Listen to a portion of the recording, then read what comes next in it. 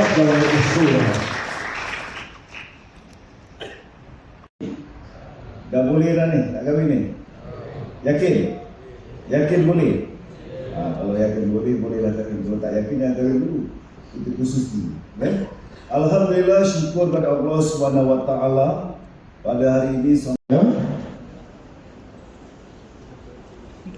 Cukup bercinta memanglah bercinta masa kita sebelum perkahwinan, dan bila kita dah berkahwin memang kena teruskan cinta, tapi tak cukup dengan cinta, sebab perkahwinan ni memerlukan pengertian, memerlukan kesepahaman, dan yang paling penting adalah memerlukan saling bermaaf-maafan. Itu paling besar. Ayat 19 yang bermaksud bergaullah dengan isteri-isteri kamu dengan cara yang baik.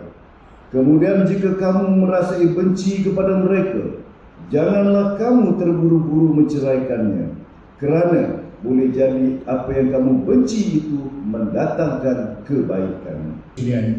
Terlebih dahulu bagi pihak daripada pelbagai sifat, kan, antara lelaki dan juga perempuan, datang daripada pelbagai negeri, pelbagai latar belakang pendidikan, dan akhirnya kita kena tinggal serumah.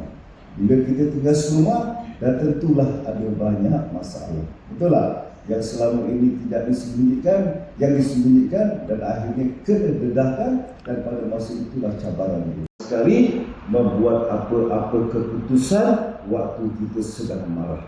Ingat kalau sedang marah jangan buat keputusan.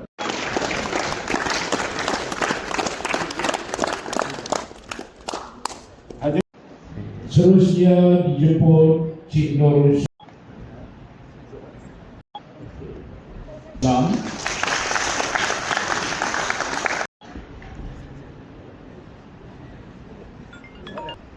Dimohon kepada para peserta untuk Assalamualaikum warahmatullahi taala wabarakatuh, dan salam sejahtera. Salam lakakum.